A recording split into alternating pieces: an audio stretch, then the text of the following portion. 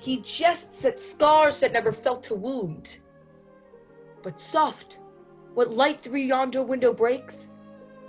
Oh, it is the east, and Juliet is the sun. Arise, fair sun, and kill the envious moon, who is already sick and pale with grief, that thou her maid art far more fair than she. It is my lady, oh, it is my love. Oh, that she knew she were. She speaks, yet she says nothing. What of that? Her eye discourses. I will answer it. I am too bold. 'Tis not to me she speaks. 2 of the brightest stars in all of heaven do entreat her eyes to twinkle in their spheres till they return. What if her eyes were there, and they in her head? The brightness of her cheek would shame those stars. Her eyes in heaven would through the airy region stream so bright that birds would sing and think it were not night. See how she leans her cheek upon that hand. Oh, that there were a glove upon that hand that might touch that cheek. Ay me. She speaks. Oh, speak again, bright angel. Oh, Romeo. Romeo. Wherefore art thou, Romeo? Deny thy father and refuse thy name. Or, if thou wilt not, be but sworn, my love, and I'll no longer be a Capulet. Shall I hear more? Shall I speak at this? 'Tis but thy name that is my enemy. Thou art thyself, though not a Montague. What's Montague? It is nor hand, nor foot, nor arm, nor face, nor any other part belonging to a man. Oh, be some other name. What's in a name? That which we call a rose by any other name would smell as sweet. So Romeo would, were he not Romeo called, retain that dear perfection which he owes without that title. Romeo doff thy name, and for that name, which is no part of thee, take on myself. I take thee at thy word. Call me but love, and I'll be new baptized. Henceforth I will never be Romeo. What man art thou that thus bescreened at night so stumblest on my counsel? My name I know not how to tell thee who I am. My name, dear saint, is hateful to myself because it is an enemy to thee. Had I it written, I would tear the word. My ears have not yet drunk 100 words of that tongue's utterance, yet I know the sound. Art thou not Romeo? And a Montague? Fair saint, if either thee dislike. How camest thou hither? Tell me, and wherefore? The orchard walls are high and hard to climb.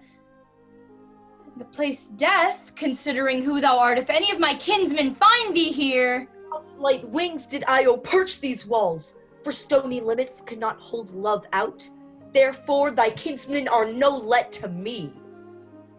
Thou know'st the mask of night is on my face.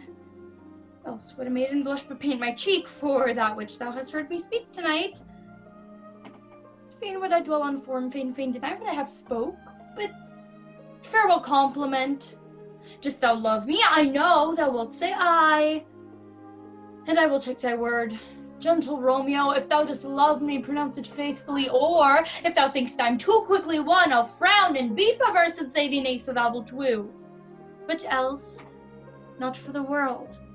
But trust me, gentlemen, I'll prove more true than those that have more cunning to be strange. Lady, by yonder blessed moon, I swear. Not by the moon, the inconstant moon that monthly changes in her circled orb, lest that thy look prove likewise variable. What shall I swear by? Do not swear at all, or, if thou wilt, swear by thy gracious self, which is the god of my idolatry, and I'll believe thee. If my heart's dear love. Well, do not swear. Although I joy in thee, I have no joy in this contract tonight. It is too rash, too unadvised, too sudden. Too like the lightning which doth cease to be, or one can say it lightens. Sweet good night.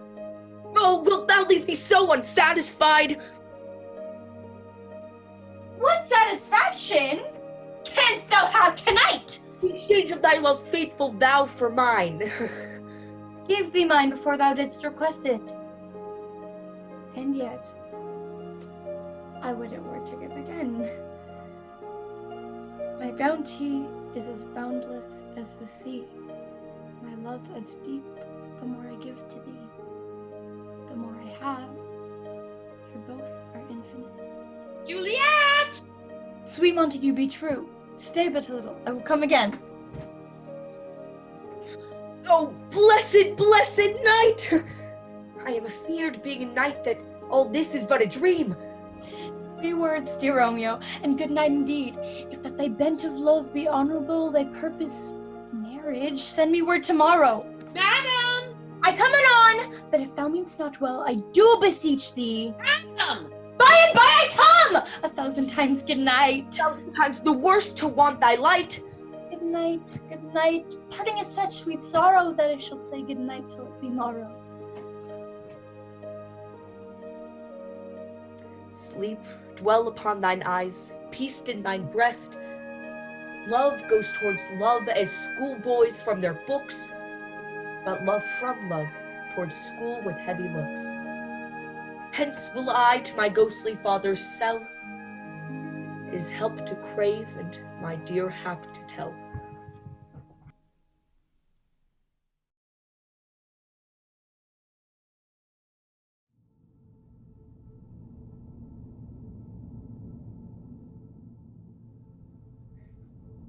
Heat me this iron hot, and look thou stand within.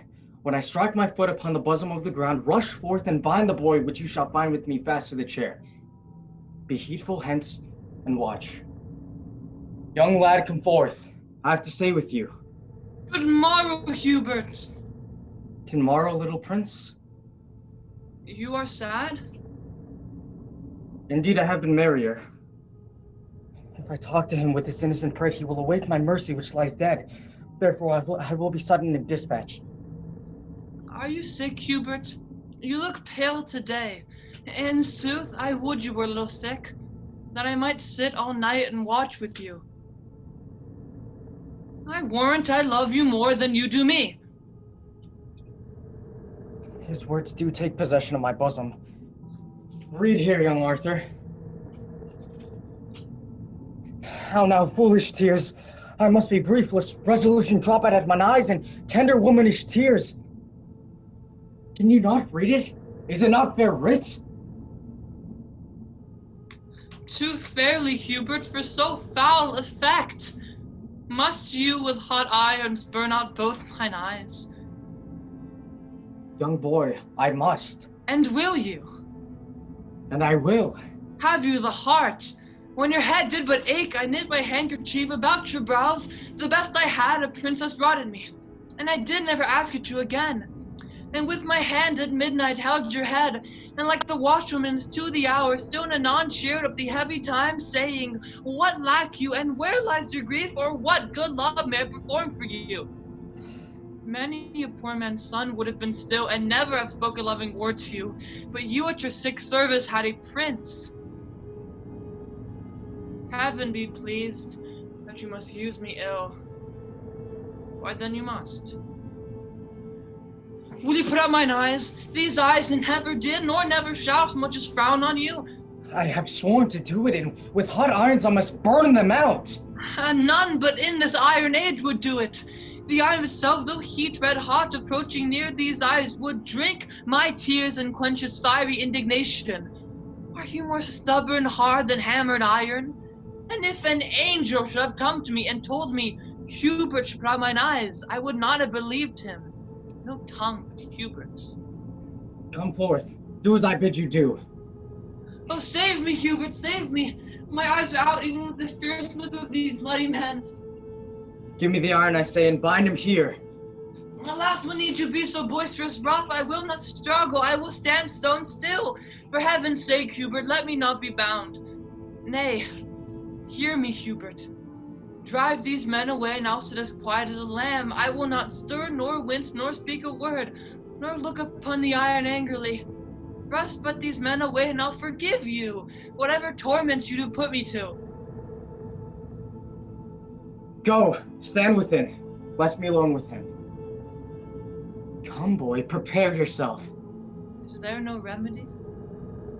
None but to lose your eyes. Oh heaven, that there were but a mote in yours, a grain, a dust, a gnat, a wandering hair, any annoys their precious sense.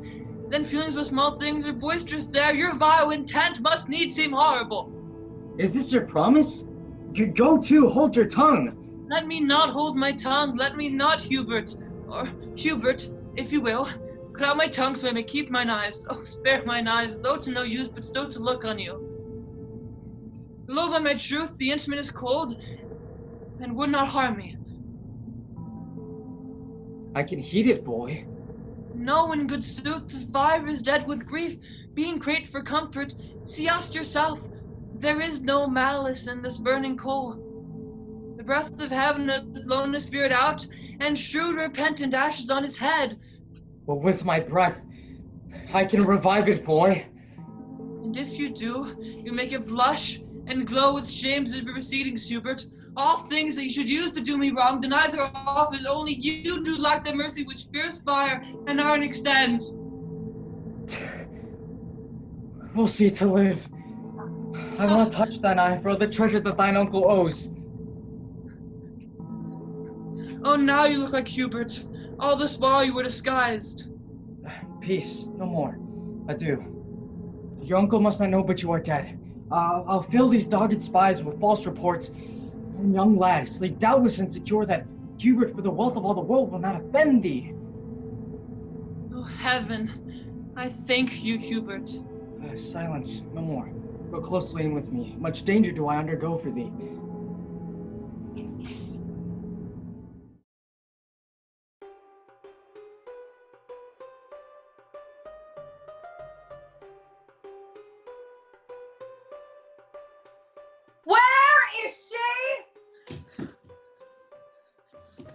Have a fear to come.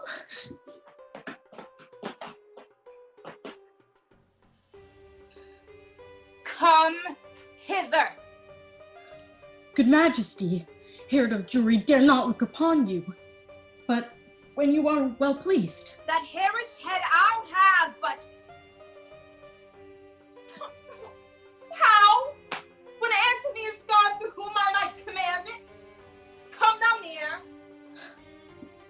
Most gracious Majesty. Didst thou behold Antony's wife Octavia? Aye, dread Queen. Where? Madam, in Rome. I looked her in the face and saw her led between her brother and Mark Antony. Is she as tall as me? She is not, Madam. Didst hear her speak? Is she shrill-tongued or low? Madam, I heard her speak. She is low-voiced?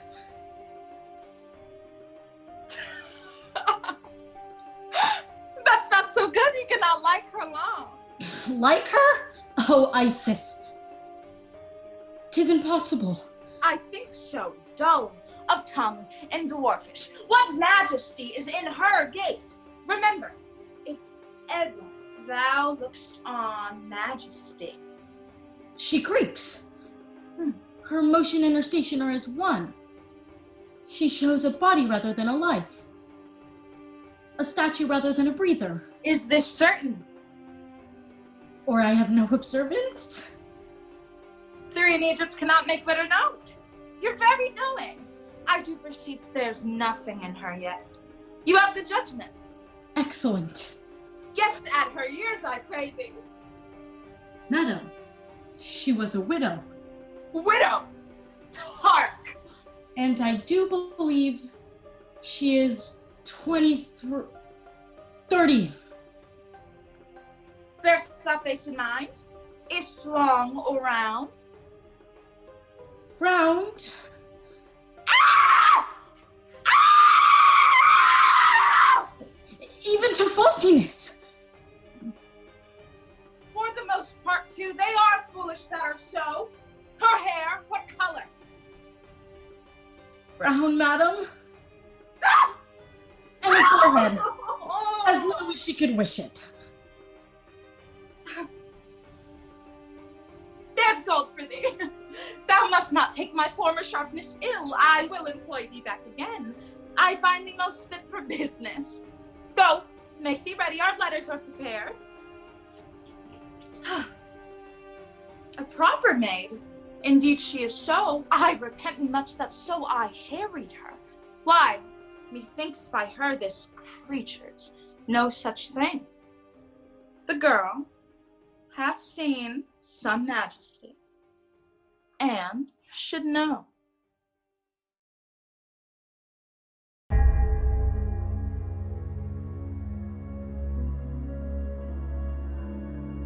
If I mistake not, thou art Harry Monmouth? Thou speaks as if I would deny my name. My name is Harry Percy. Why then I see a very valiant rebel of the name. I'm the Prince of Wales, and think not Percy to share in glory with me any more. 2 stars kept not their motion in one sphere, nor can one England brook a double reign of Harry Percy and the Prince of Wales. Nor shall it, Harry, for the hour is come to end one of us. And would to God thy name and arms were now as great as mine. I'll make it greater ere I part from thee, and all the budding honors on thy crest I'll crop to make a garland for my head.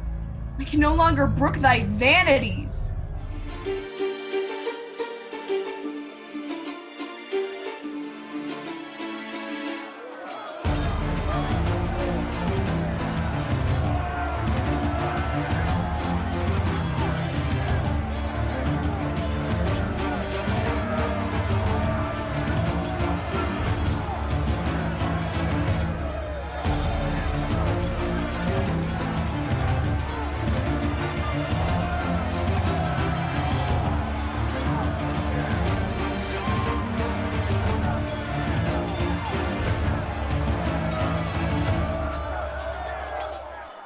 Oh, Harry! Thou hast robbed me of my youth. I better brook the loss of brittle life than those proud titles thou hast won of me. They wound my thoughts worse than sword my flesh, and time that takes a survey of all the world must have stopped. Oh, I could prophesy, but that the earthy and cold hand of death lies on my tongue. No, Percy, thou art dust, and food for worms, brave Percy. Fare thee well, great heart. Ill-weaved ambition, how much art thou shrunk? When that this body did contain a spirit, a kingdom for it was too small a bound, but now 2 paces of the vilest earth is room enough. This earth that bears thee dead bears not alive so stout a gentleman. If thou were sensible of courtesy, I should not make so dear a show of zeal, but let my favors hide thy mangled face, and even in thy behalf I thank myself for doing these for rites of tenderness. Adieu, and take thy praise with thee to heaven. Thy ignominy sleep with thee in the grave, but not remembered in thy epitaph.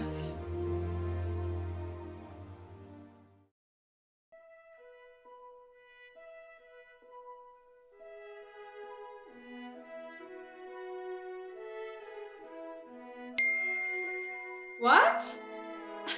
Have I escaped love letters in the holiday time of my beauty, and am I now a subject for them?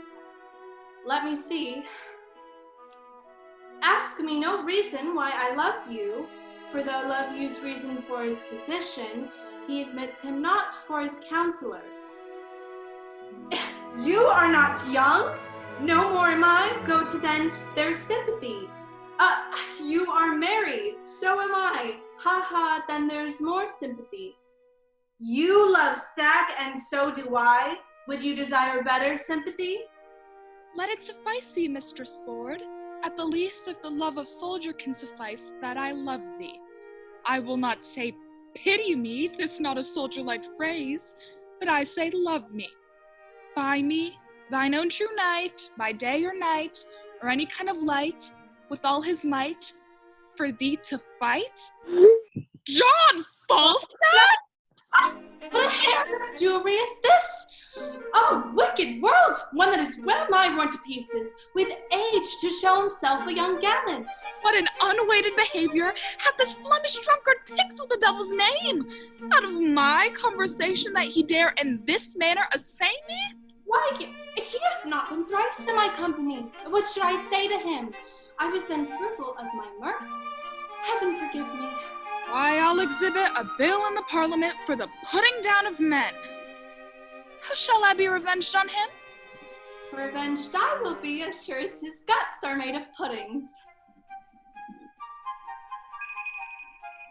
Oh, Mistress Page, trust me, I was coming to your house. And trust me, I was coming to you. You look very ill. Oh, Mistress Page, give me counsel. What's the matter, woman? Here, read. Perceive how I might be knighted. I shall think the worst of fat men, as long as I have an eye to make a difference of men's liking. And yet he would not swear, praised woman's modesty, and gave such orderly and well-behaved reproof to all uncomeliness, that I would have sworn his disposition would have gone to the truth of his words. But they do not more adhere and keep place than the 100th psalm to the tune of green sleeves. What tempest I trow through this whale, with so many tons of oil in his belly, ashore at Windsor? How shall I be revenged on him? Why, I think the best way were to entertain him with hope, till the wicked fire of lust would have melted him in his own grease. Did you ever hear the like? Letter for letter, but that the name of Page and for differs. To thy great comfort in this mystery of ill opinions, here's the twin brother of thy letter. But let thine inherit first, for I protest mine never shall. I warrant he hath 1,000 of these letters, writ with blank space for different names. Sure, more, and these are of the second edition. He will print them out of doubt, for he cares not what he puts into the press when he put us to. Well, I will find you 20 lascivious turtles ere one chaste man. Why, this is the very same! The very hand! The very words! What doth he think of us? Nay, I know not. It makes me almost ready to wrangle with mine own honesty. I'll entertain myself like one that I'm not acquainted withal, for sure, unless he knows some strain in me that I know not myself, he would have never bordered me in his fury. Oh, bordering, call you it? I'll make sure to keep him above deck. So will I if he come under my hatches. I'll never to see again. Let's be revenge on him! Let's appoint him a meeting, give him a show of comfort in his suit, and lead him on with a fine bay delay till he hath pawned his horses to mine host of the garter. Nay, I will consent to any villainy act against him, that may not sully the chariness of our own honesty. Oh, that my husband saw this letter! It would give him eternal food to his jealousy. Oh, why look, where he comes, and my good man too. He is as far from jealousy as I am from giving him cause, and that, I hope, is an unmeasurable distance. You are the happier woman. Let's consult together against this gruesome night. Come hither.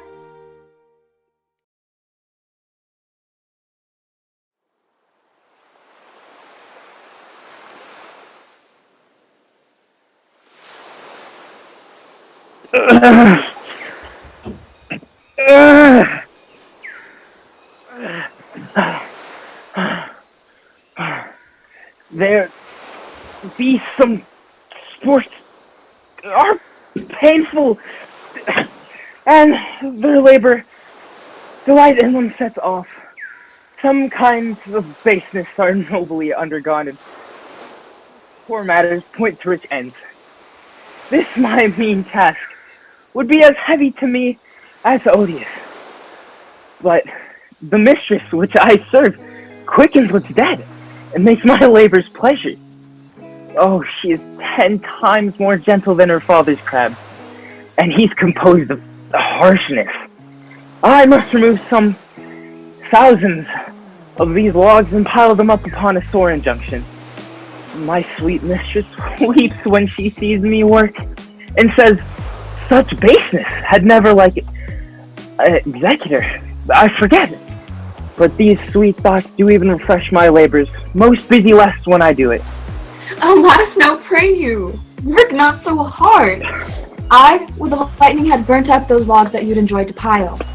Pray, set it down and rest you. When this burns, 'twill weep for having wearied you. My father is hard at study. Pray now, rest yourself.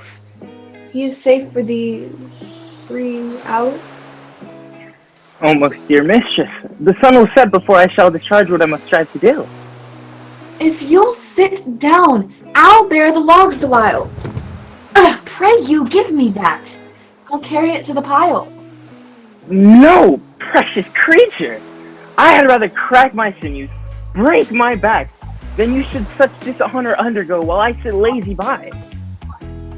It would become me as well as it does you, and I should do it with much more ease, for my good will is to it, and yours is against it.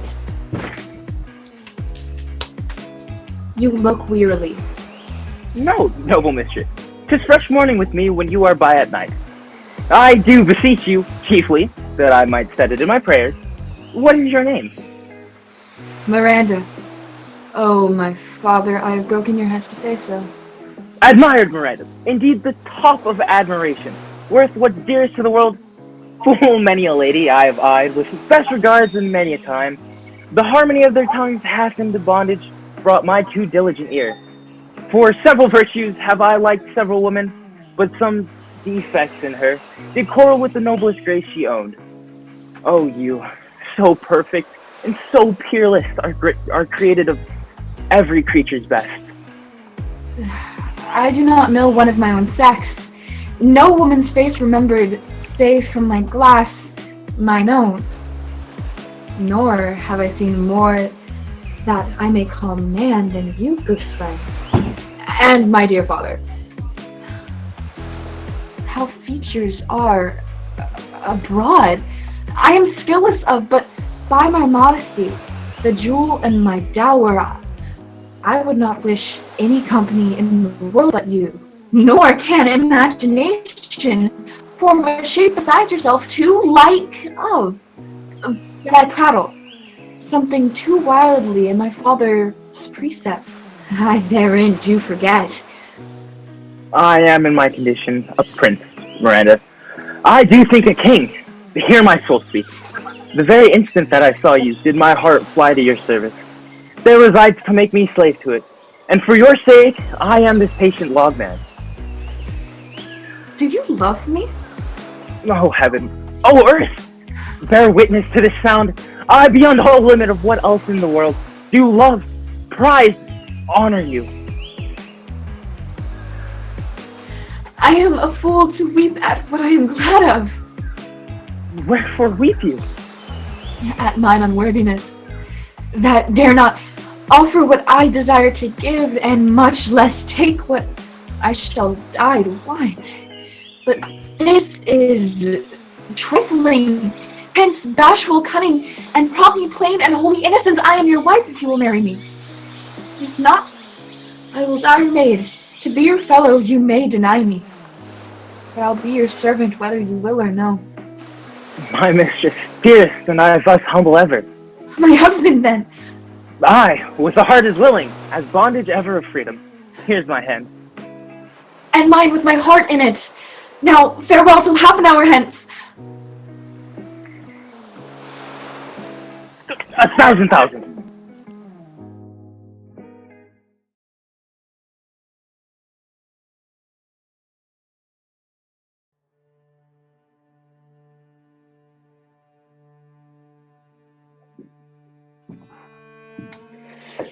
So you have seen nothing, then? Nor ever heard, nor ever did suspect. Yes, you have seen Cassio and she together. But then I saw no harm, and then I heard each syllable that breath made up between them. What, did they never whisper? Never, my lord. Nor send you out of the way? Never. To fetch her fan, her gloves, her mask, nothing? Never, my lord. That's strange. I durst, my lord. to wager she is honest. Lay down my soul at stake if you think other. Remove your thought if doth abuse your bosom. If any wrench have put this in your head, let heaven requite it with the serpent's curse. For if she not be honest, chaste, and true, there's no man happy. Their purest of their wives is foul as slander. Bid her come hither. Go. She says enough, yet she's a simple bawd that cannot say as much. This a subtle whore, a closet lock and key of villainous secrets, and yet she'll kneel and pray. I have seen her do it.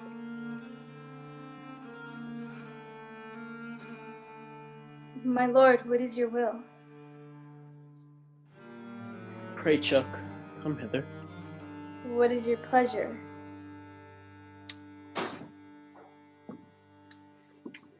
Let me see your eyes. Look in my face. What horrible fancy is this? Some of your functions, mistress. Leave procreants alone and shut the door. Cough or cry hem, if anybody come your mystery, nay dispatch.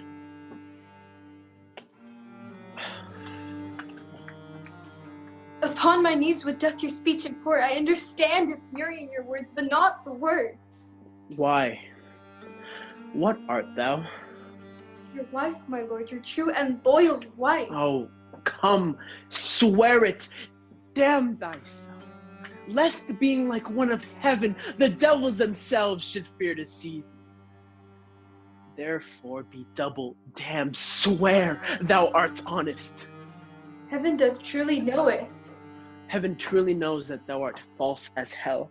To whom, my lord? With whom? How am I false? That's the murder! Away! Away! Away! Bless the heavy day. Why do you weep? Am I the motive of these tears, my lord? Haply my father do suspect an instrument of this your calling back. Lay not your blame on me. If you have lost him, why have I lost him too?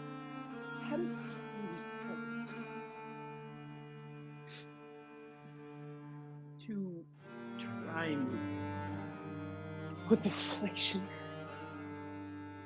Had they rained all kinds of sores and shames on my bare head, steeped me in poverty, to the very lips given to captivity me and my utmost hopes, I should have found in some place of my soul a drop of patience. But alas, to make me a fixed figure for the time of scorn, to point his slow, unmoving finger at. Yet I could bear that too. Well, very well, but there, where I've garnered up my heart, where either I must live or bear no life, the fountain from the which my current runs, or else dries up to be discarded then. Or keep it as a cistern for foul toads to not engendering. Turn thy complexion there, patience, thou young and rose-lipped cherubin, I there look grim as hell. I hope my noble lord esteems me honest. Oh, as summer flies are in the shambles that quicken even with blowing, oh thou weed.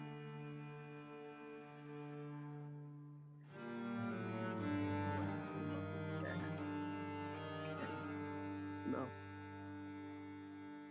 so sweet that the sense aches at thee. Wouldst thou hadst ne'er been born? Alas, what ignorant sin have I committed? Was this fair paper, this most goodly book, made to write whore upon? What committed committed. Oh, thou public commoner, I should make the very forges of my cheeks that would to cinders burn up modesty did I bespeak thy deeds. What committed? Heaven stops the nose at it, and the moon winks. The body wind that kisses all it meets is hushed within the hollow mine of earth, and I will not hear it.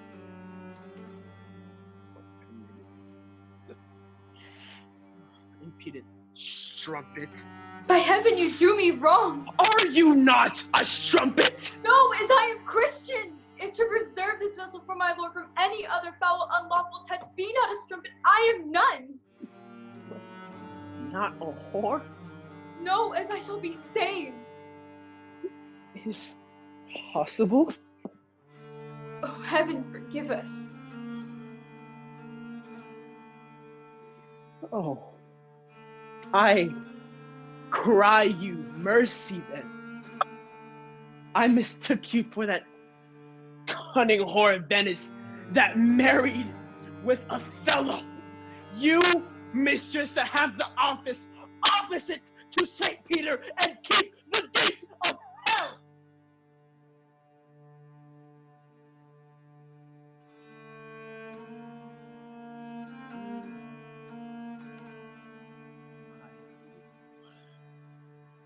We have done our course. There is money for your pains. I pray you, turn the key and keep our counsel.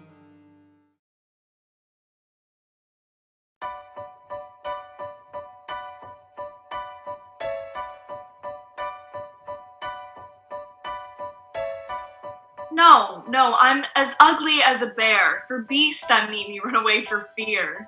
Oh, Helen, goddess, nymph, perfect, divine, to what, my love, shall I compare thine eye? You're unkind, Demetrius, be not so, for you love Hermia, this you know I know. Yet Hermia still loves you, then be content. Oh, content with Hermia? Oh no, I do repent, the tedious minutes I with her have spent, not Hermia, but Helena who I love. Who would not change her right before a dove? Oh, spite. Oh, hell, I see you all are bent to set against me for your merriment, to vow, to swear, to superpraise my parts, when I'm sure you hate me with all your hearts. You are both rivals and love Hermia, now both rivals to mock Helena, a trim exploit. Helen, it is not so. Disparage not the faith thou dost not know. Thou art not by mine eye, Lysander found thine ear. I thank it brought me to thy sound. But why unkind didst thou leave me so? Why should you say whom love doth press to go? But love could press Lysander from my side. Lysander's love, thou would not let him bide. Fair Helena, who engilds the night in all yon fiery oes and eyes of light. Why seekest thou me? Could not this make thee know the hate I bear thee made me leave thee so? You speak not as you think it cannot be. Lo! She is one of this confederacy. Now I perceive they have conjoined all three to fashion this false sport in spite of me. Injurious Hermia, most ungrateful maid, have you conspired? Have you with these contrived to bait me with this foul derision? I am amazed at your passionate words. I scorn you not, it seems you scorn me. Have you not set Lysander as in scorn to follow me and praise my eyes and face? And made your other love Demetrius, who but now did spurn me with his foot, to call me goddess, nymph, divine, and rare, precious, celestial? Wherefore speaks he this, that by your putting on, by your consent?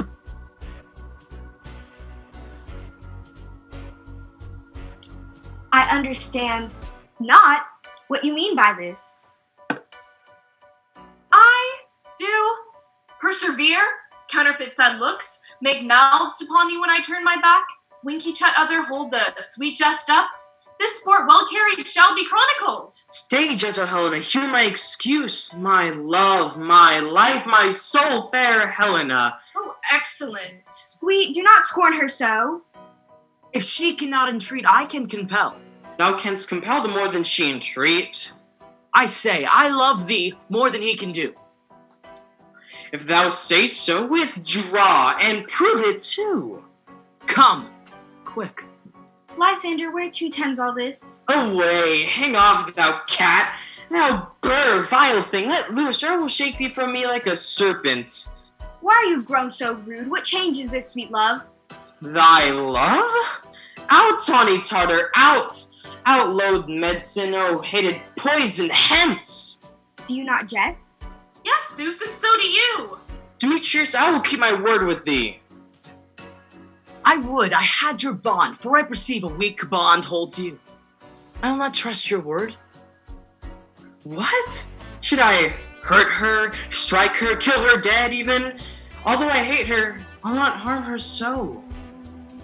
What? Can you do me greater harm than hate? Hate me wherefore? Oh me, what news, my love? Am not I Hermia? Are not you Lysander? I'm just as fair now as I was erewhile. Why now have you left me? Oh, the gods forbid in earnest shall I say? Aye, by my life, 'tis nothing truer that I do hate thee and love Helena. You canker blossom, you thief of love, why have you come by night and stolen my love's heart from him? Fine of faith, have you no modesty, no maiden shame, no touch of bashfulness? What, will you tear answers from my gentle tongue? Fie, you counterfeit, you puppet, you! Puppet? Why so? That way goes the game. Now I perceive that she had made compare between our statures. She had urged that with her height and her personage, her tall personage, her height pursued, and she hath prevailed with him. But are you so grown in his esteem because I am so dwarfish and so low? How low am I, thou painted maypole? Speak! How low am I? I am not yet so low, but that my nails can reach into thine eyes. I pray you, though you mock me, gentlemen, let her not hurt me. I was never cursed. I have no gift at all in shrewishness. Let her not strike me. You perhaps she is low.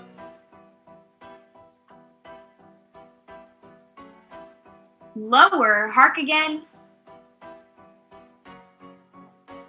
Good Hermia, do not be so bitter with me. I evermore did love you, Hermia. Be not afraid, she shall not harm thee, Helena. No, sir, she shall not. Oh, when she is angry, she is keen and shrewd. She was a vixen when she went to school, and though she be but little, she is fierce. Little? Hark again. Why will you suffer her to flout me thus? Let me come to her. Get you gone, you dwarf, you minimus of hindering not grass maid, you bead, you acorn. You are too officious in her behalf that scorns your services. Let her alone, speak not of Helena, take not her part, for if thou dost intend, never so little show of love to her, thou shalt abide it. Now she holds me not. Now follow, if thou darest to try whose right of thine or mine is most in Helena. Follow. Nay, I'll go with thee.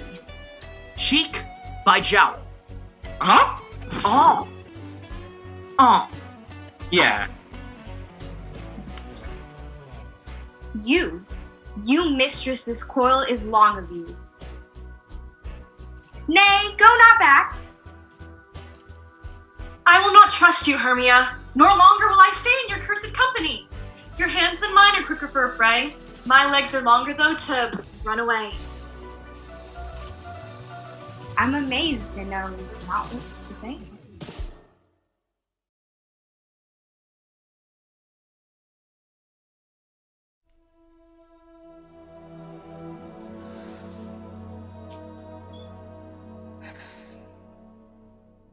To be or not to be?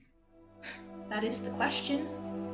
Whether 'tis nobler in the mind to suffer the slings and arrows of outrageous fortune, or to take arms against the sea of troubles and by opposing end them. To die, to sleep no more, and by sleep to say we end the heartache and the thousand natural shocks that flesh is heir to. 'Tis a consummation devoutly to be wished. To die, to sleep, perchance to dream. Aye, there's the rub. For in that sleep of death what dreams may come, we've shuffled off this mortal coil, must give us pause. There's the respect that makes calamity of so long life, for who would bear the whips and scorns of time, the oppressor's wrong, the pangs of despised love, the laws delayed, the insolence of office and the spurns? To grunt and sweat under a weary life for that dread of something after death? That undiscovered country from whose bourne no traveler returns puzzles the will, and makes us rather bear those ills we have than fly to others that we know not of. Thus conscious does make cowards of us all. Softy now. Fair Ophelia. Nymph in thy orisons be all my sins remembered. Good, my lord. How does your honor for this many a day? I humbly thank you, well. My lord, I have remembrances of yours that I have long longed to redeliver. I pray you now receive them. No, not I never gave you aught. My honored lord, you know right well you did. And with them, words of so sweet breath composed as made these things more rich. Take them again. For to the noble mind, rich gifts wax poor when givers prove unkind. There, my lord. Are you honest? My lord? Are you fair? What means your lordship? That if you be honest and fair, your honesty should admit no discourse to your beauty. Could beauty have better commerce than with honesty? Aye, truly. For the power of beauty will sooner transform honesty from what it is to a bawd than the force of honesty can translate beauty into his likeness. This was sometime a paradox, but now time gives it proof. I did love you once. Indeed, my lord. You made me believe so. You should not have believed me.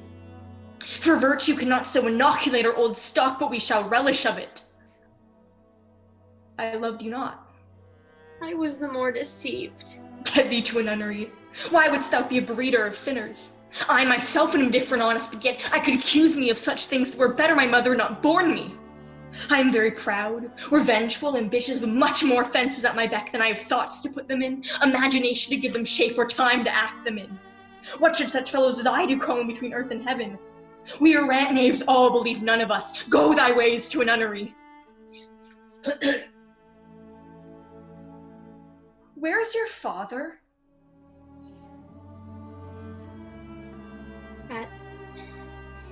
At home, my lord. Let the doors be shut upon him, that he may be the fool in nowhere but his own home. Farewell. Oh, help him, you sweet heavens. If thou dost marry, I'll give thee this plague for thy dowry. Be thou as chaste as ice, as pure as snow, thou shalt not escape calamity. Get thee to a nunnery, go, farewell, or if thou wilt see marry, marry fool. For wise men know well enough what monsters you make of them. To a nunnery, go, and quickly to farewell.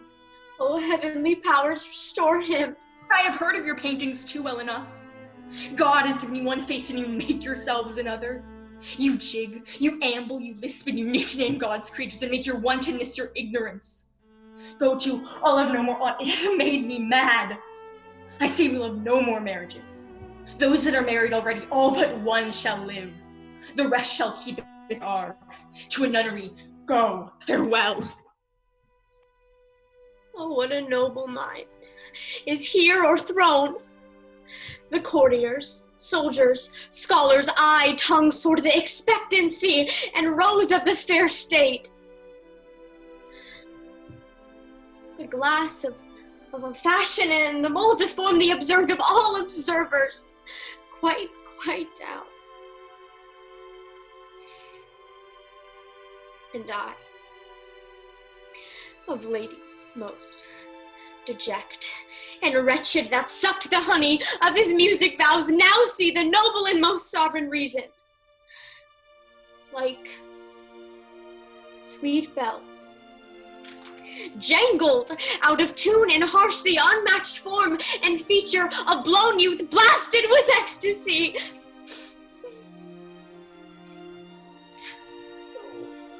Woe is me.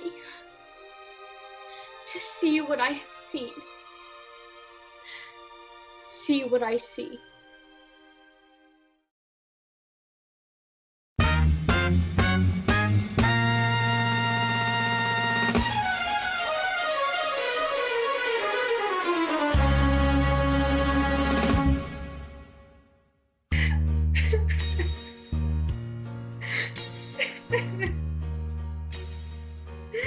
Lady Beatrice, have you wept all this while? Yea, and I will weep a while longer. I will not desire that. You have no reason, I do it freely. Surely I do believe your fair cousin is wronged. Ah, how much might the man deserve of me that would right her? Is there any way to show such friendship? A very even way, but no such friend. Well, may a man do it? It is a man's office, but not yours. I do love nothing in the world so well as you. It's not that strange. As strange as the thing I know not. It were as possible for me to say that I love nothing so well as you, but believe me not. And yet, I lie not. I confess nothing, nor I deny nothing. I am sorry for my cousin. By my sword, Beatrice, thou lovest me. Do not swear, and eat it. I will swear by it that you love me, and I will make him eat it that says I love not you. Will you not eat your word? With no sauce that can be devised to it, I protest I love thee. Why then, God forgive me? What offense, sweet Beatrice? You have stayed me in a happy hour. I was about to protest I loved you. And do it with all my heart. I love you with so much of my heart that none is left to protest. Come, bid me do anything for thee. Kill Claudio. Not for the wide world. You kill me to deny it. Farewell. Tarry, good Beatrice. I am gone, though I am here. There is no loving you, nay, I pray you let me go. Nay, but Beatrice. In faith, I will go. We'll be friends first. You dare easier be friends with me than fight with mine enemy. Is Claudio thine enemy? Is he not approved in the height of villain, that has slandered, scorned, dishonored my kinswoman? Oh God, that I were a man, would bear her in hand until they come to take hands, and then, with public accusation, uncovered slander, unmitigated rancor, oh God, that I were a man, I would eat his heart in the marketplace. Hear me, Beatrice, by this Talk hand. with a man out a window, a proper saying. Nay, Beatrice. Sweet hero, she is wrong, she is slandered, she is undone.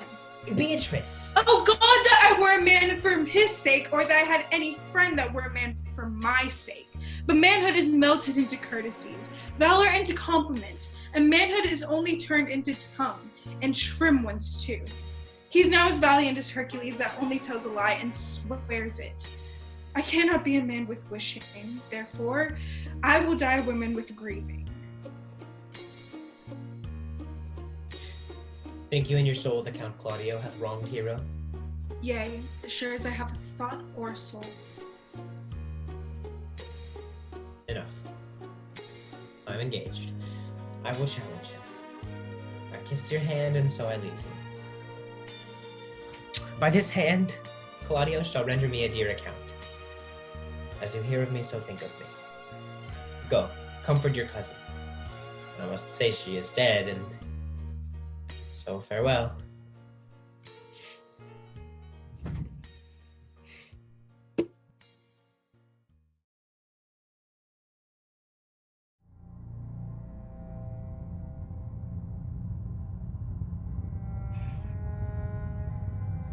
That which hath made them drunk hath made me bold. What hath quenched them hath given me fire. Hark! Peace. It was the owl that shrieked. Fatal bellman which gives the stones good night. He is about it. The doors are open. The surfeited grooms do lock their charges doors. I have drugged their possets that death and nature do contend about them whether they live or die. Who's there? What ho? I'm afraid they've drugged and 'tisn't done. The attempt and not the deed confounds us. Hark! I laid their daggers ready. had he not resembled my father as he seemed I had done. My husband. Done the deed. Didst thou not hear a noise? I heard the owl scream, and the crickets cry. Did not you speak? When? Now. As I descended. I. Hark! Who lies in the second chamber? Dunobane. This is a sorry sight. A foolish thought to say a sorry sight. Methought I heard a voice cry, sleep no more. Macbeth, does murder sleep? The innocent sleep. Sleep that knits up the raveled sleeve of care. The death of each day's life, sore labor's bath, balm of hurt minds, great nature's second course, chief nourisher in life's feast. What do you mean? Still it cried, sleep no more, to all the house. Glamis hath murdered sleep, and therefore Carter shall sleep no more. Macbeth shall sleep no more. Who was it that thus cried my worthy name? You do unbend your noble strength to think so brain sickly of things. Go get some water and wash this filthy witness from your hand. Why did you bring the daggers from the place? They must lie there. Go, carry them and smear the sleeping grooms with blood. I'll go no more.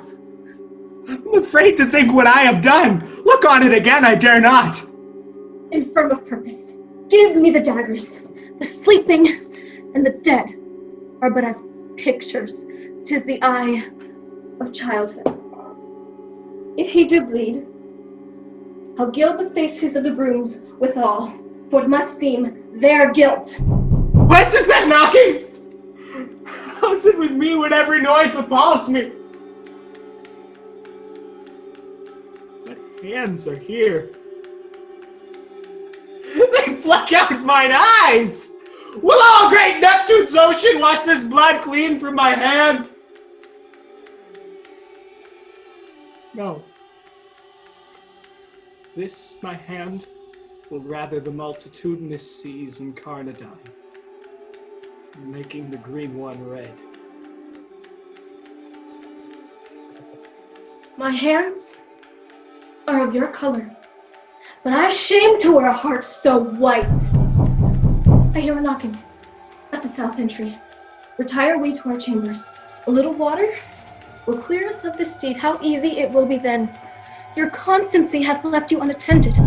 Hark! More knocking. Get on your nightgown. Least occasion call us and show us to be watchers. Be not lost so poorly in your thoughts. To know my deed, 'twere best not know myself. Wake Duncan with thy knocking! I would thou couldst.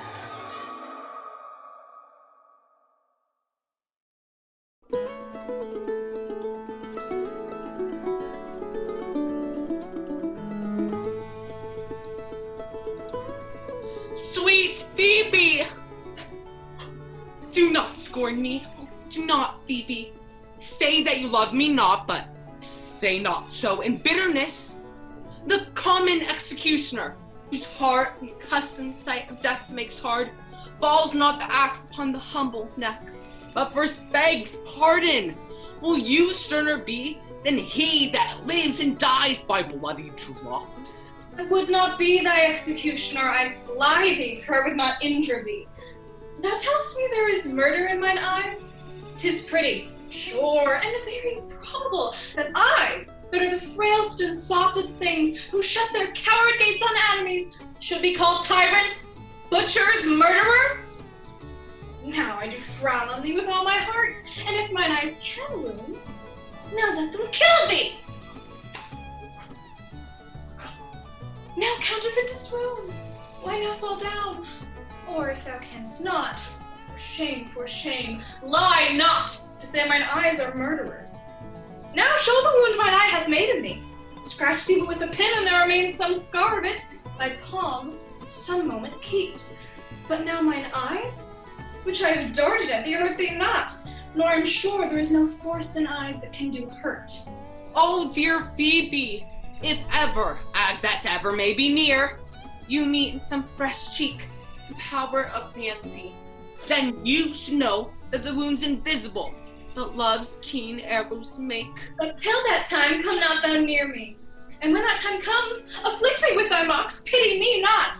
As till that time I shall not pity thee. And why, I pray you? Who might be your mother that you insult, exalt, and all at once over the wretched? What though you have no beauty? As by my faith I see no more in you than without candle may go dark to bed. Must you be therefore proud and pitiless? Why? What means this? Why do you look on me? I see no more in you than in the ordinary of nature's sailwork. God's my little life, I think she means to tangle my eyes too. No, faith, proud mistress, hope not after it. 'Tis not your inky brows, your black silk hair, your bugle eyeballs, nor your cheek of cream that can attain my spirits to your worship, you foolish shepherd.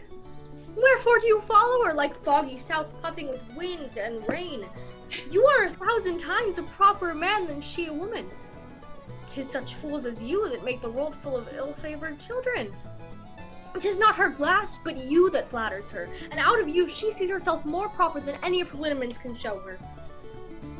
But mistress, know yourself, down on your knees, and thank heaven fasting for a good man's love. For I must tell you friendly in your ear, sell when you can. You're not for all markets. Cry the man mercy, love him, take his offer. Sweet youth, I pray you, chide a year together. I'd rather hear you chide than this man woo. I pray you do not fall in love with me, for I am falser than vows made in wine. Besides, I like you not. Shepherd, ply her hard. Sweet Phoebe. Oh, what sayest thou, Silvius? Sweet Phoebe, pity me. I am sorry for the gentle Silvius. Wherever sorrow is, relief would be. And if you do sorrow at my grief and love by giving love, your sorrow, and my grief, we're both extermined. Thou hast my love, is that not neighborly? I would have you.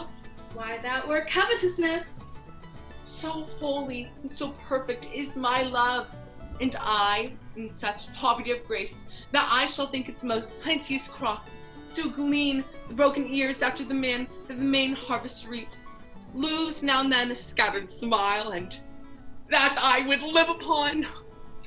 Knowest thou the youth that spoke to me erewhile?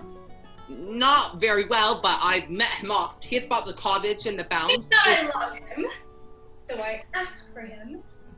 'Tis but a peevish boy. Yet he talks well.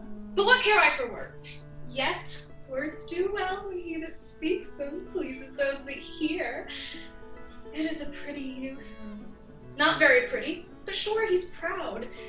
And yet his pride becomes him. He'll make a proper man. The best thing in him is his complexion.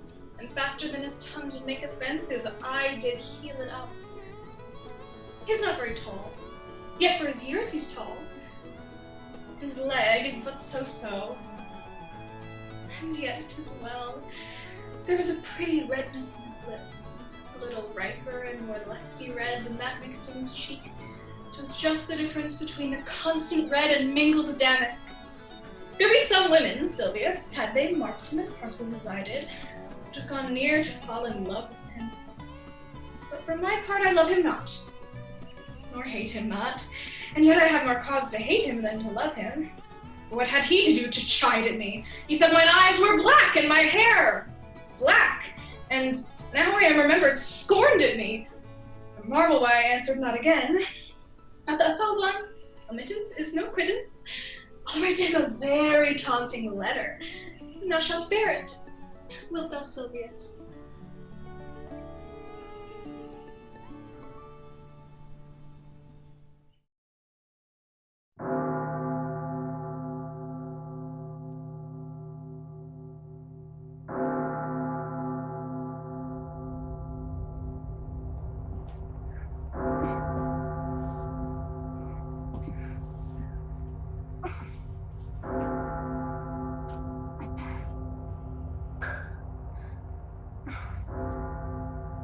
Set down. Set down your honorable load.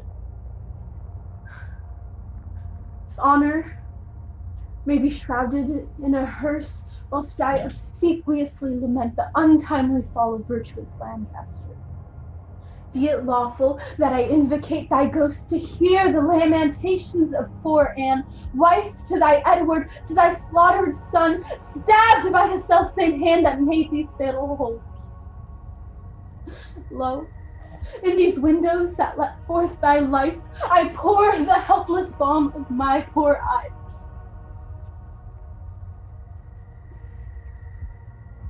Cursed be the man that made these fatal holes. Cursed be the heart that had the heart to do it. Cursed the blood that let this blood from hence. More direful hap betide that hated wretch than I can wish to adders, spiders, toads, or any creatures. If ever he have child, abortive be it, prodigious and untimely brought to light, whose ugly and unnatural aspect may fright the hopeful mother at the view, and that be heir to his unhappiness. If ever he have wife, let her be made as miserable by the life of him as I am made by the death of my poor ward in thee.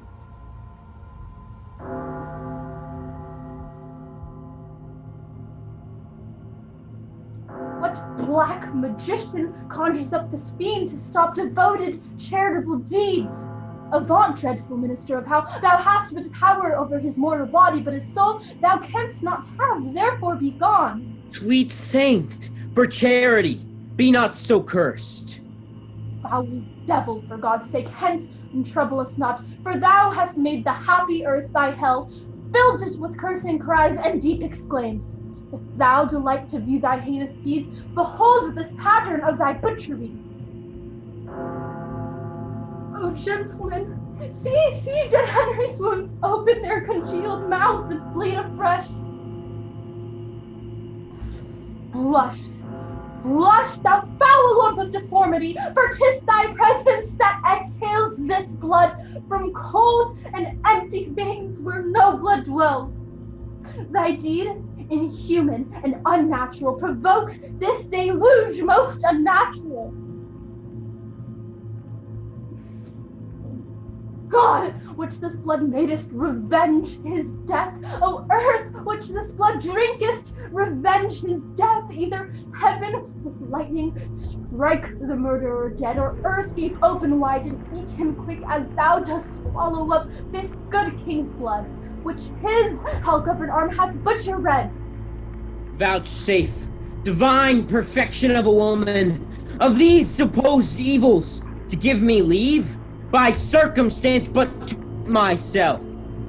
Vouchsafe diffused infection of a man, for of these known evils, but to give me leave, by circumstance, to curse thy cursed self. Fairer than tongue can name on thee, let me have some patient leisure to excuse myself. Fouler than heart can think thee, thou canst make no current excuse, but to hang thyself. Say that I slew them not? Why then they are not dead, but dead they are, and devilish slain by thee. I did not kill your husband. Why then he is not dead. Nay, he is dead. Did thou not kill this king? I grant ye. Dost grant me, hedgehog, then God grant me too. Thou mayest be damned for this wicked deed. Oh, he was gentle, mild, virtuous. The fitter for King of Heaven that hath him. He is in heaven, where thou shalt never come. Let him thank me that helped to send him thither, for he was fitter for that place than earth. And thou unfit for any place but hell. Yes, one place else, if you'll hear me name it. Some dungeon. Your bedchamber? Ill rest betide the chamber where thou liest. So will it, madam, till I lie with you? I hope so. I know so, but gentle Lady Anne, to leave this keen encounter of our wits and fall somewhat into a slower method, is not the causer of these timeless deaths, of these Plantagenets, Henry and Edward, as blameful as the executioner? Thou art the cause and most accursed effect. Your beauty was the cause of the event. Your beauty, which did haunt me in my sleep, to undertake the death of all the world, so that I might live 1 hour in your sweet bosom. If I thought that, I tell thee, homicide, these nails should rend the beauty from my cheeks. These eyes can never endure sweet beauty's wreck. You should not blemish it. If I stood by, all the world is cheered by the sun. So I by that, it is my day, my life. Black night o'ershade thy day, and death thy life. Curse not thyself, fair creature, thou art both. I were to be revenged on thee. It is a quarrel most unnatural to be revenged on him that loveth. It is a quarrel just and reasonable to be revenged on him that slew my husband. He that bereft thee, lady, of thy husband, did it to help thee to a better husband. His better doth not breathe upon this earth. He lives that loves thee better than you could. Where is he? Here?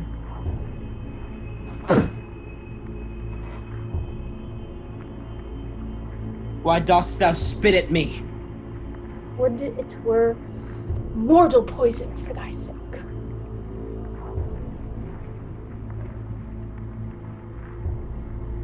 Never came poison from so sweet a place. Never hung poison on a fouler toad. Out of my sight, thou dost infect my eyes. Thine eyes, sweet lady, have infected mine. Would they were basilisks to strike thee dead. Teach not thy lips such scorn, for they were made for kissing, lady, not for such contempt. If thy revengeful heart cannot forgive, lo, here I lend thee this sharp-pointed sword, which if thou please to hide in this true bosom, and let the soul forth that adoreth thee, I lay it naked to the deadly stroke, and humbly beg death upon my knee. Nay!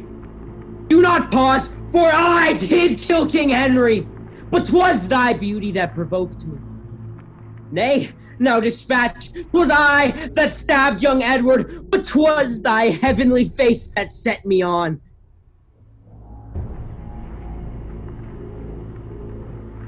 Take up the sword. Take up. Arise, dissembler. Though I wish thy death, I will not be the executioner. And bid me kill myself, and I will do it! I have already! Hush! That was in thy rage! Speak it again, and even with the word, that hand which bore thy love, did kill thy love, shall for thy love kill a far truer love? To both their deaths, thou shalt be accessory. Well, put up your sword. Say then my peace is made. That shall you know hereafter. But shall I live in hope? All men, I hope, live so.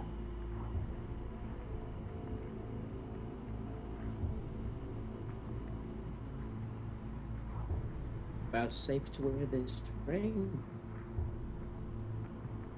To take is not to give. Look how this ring encompasseth the finger. Even so thy breast encloseth my poor heart. Wear both of them, for both of them are thine. And if thy poor devoted suppliant may, but beg one favor at thy gracious hand, thou dost confirm his happiness forever? What is it?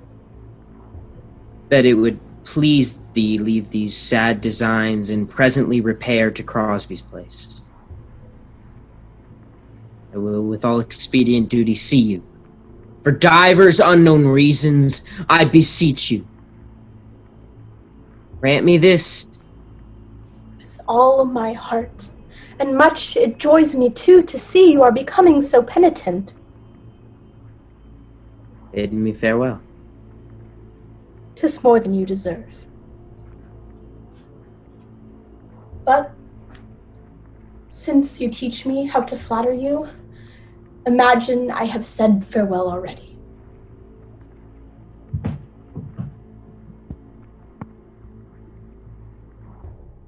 Was ever woman in this humor wooed? Was ever woman in this humor won? I'll have her. But I won't keep her long.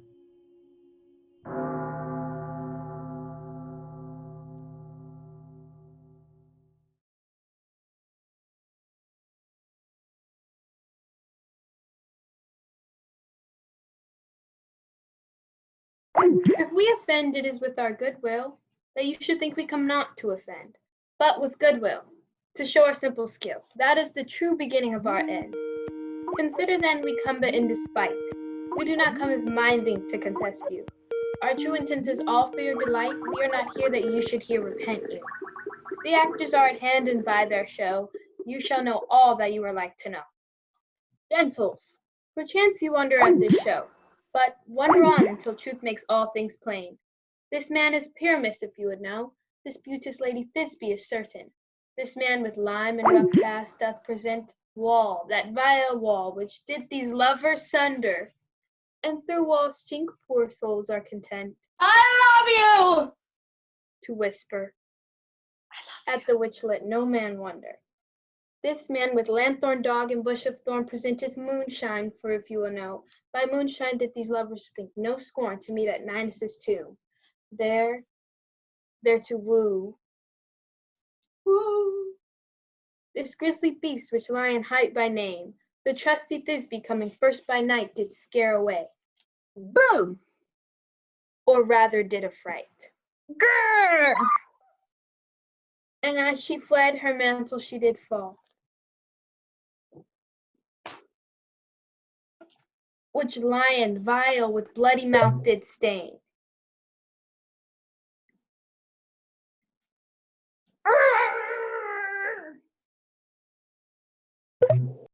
Anon comes Pyramus, sweet youth and tall, and finds his trusty Thisbe mantle slain.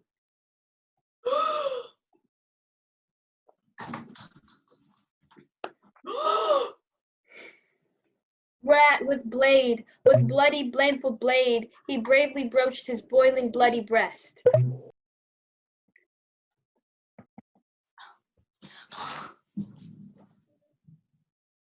And Thisbe, tearing in mulberry shade, his dagger drew and died. For all the rest, let lion, moonshine, wall, and lovers twain at large discourse while here they do remain.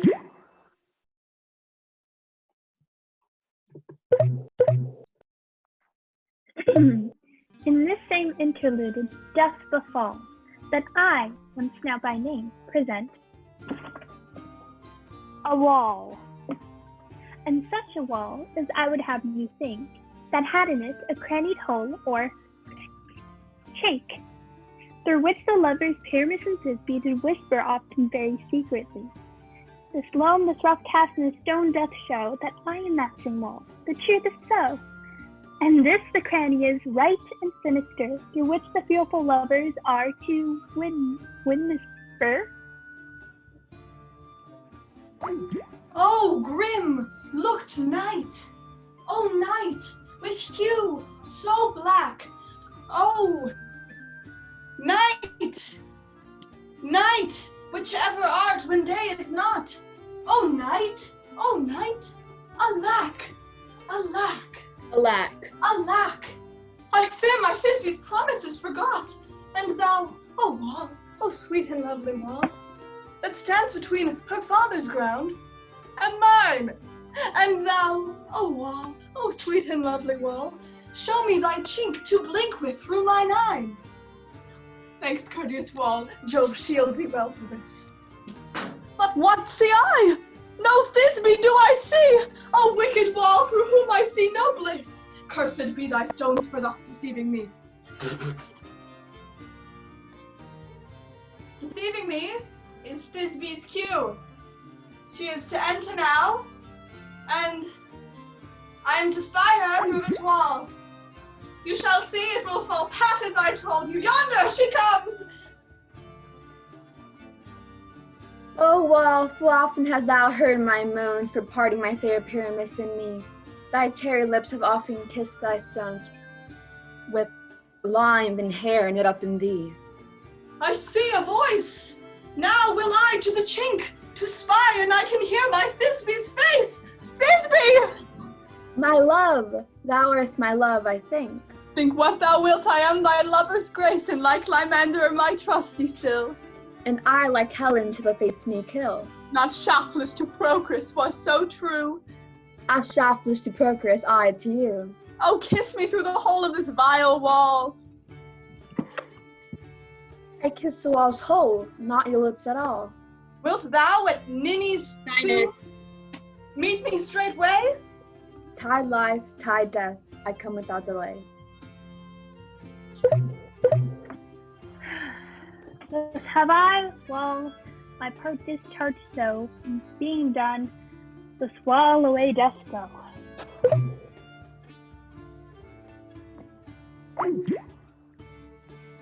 You, ladies, you, whose gentle hearts do fear the smallest monstrous mouse that creeps on floor, may now perchance both quake and tremble here, when lion rough in wildest rage doth roar. Know that I, one, snug the joiner, am a lion fell, nor else no lion's dam. For if I should as lion come and strive into this place, 'twere pity on my life. Good job! This lanthorn doth the horn moon prison.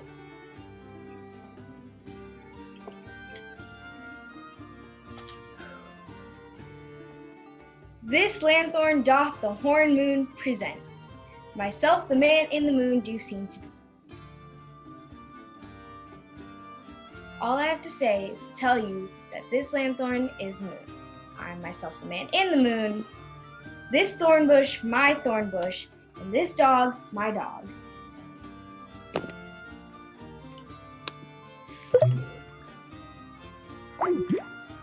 This is Ninny Tombs. Where is my love?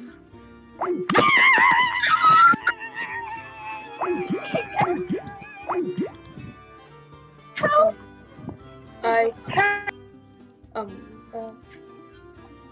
Sorry about this. We're okay. We're okay.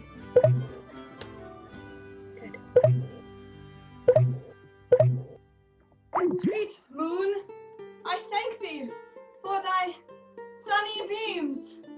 I thank thee, moon, for shining now so bright. For by thy gracious golden glittering gleams, I trust to take of truest Thisbe's sight. But stay! Spite. But mark! Poor knight, what dreadful dole is here? What dreadful dole is here? Eyes, do you see? How can it be? Oh, dainty dog! Oh dear, thy mantle good, what stained with blood. Approach, ye furies fell. Come, fates, come, come. Cut, thread, and thrum, quail, crush, conclude, and quell. Oh, wherefore nature didst thou lion's frame, since lion vile hath here deflowered, my dear, which was the fairest dame that lived. No. That liked. No. That looked. No. With cheer, come, tears confound, out, sword and wound. The pap of Pyramus, I that left pap, where heart doth hop, Thus die I. Thus.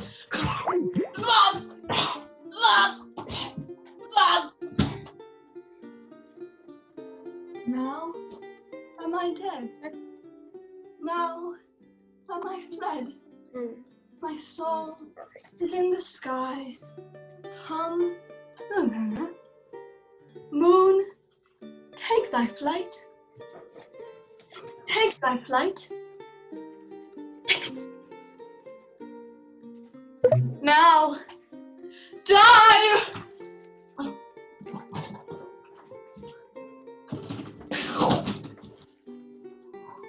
Die!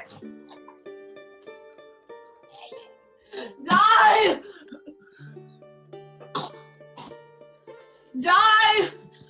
Die! Die! Die!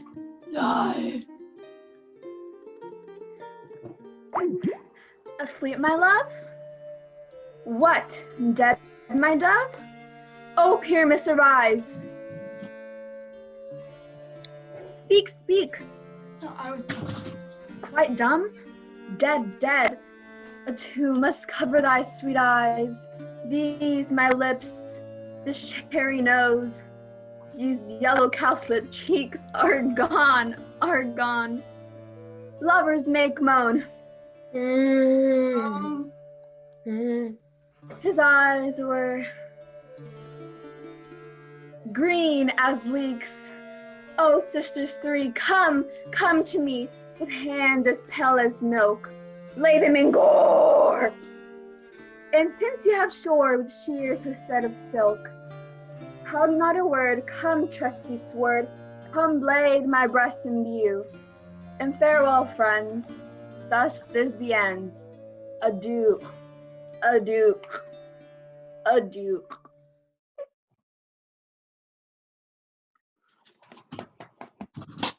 Thank you.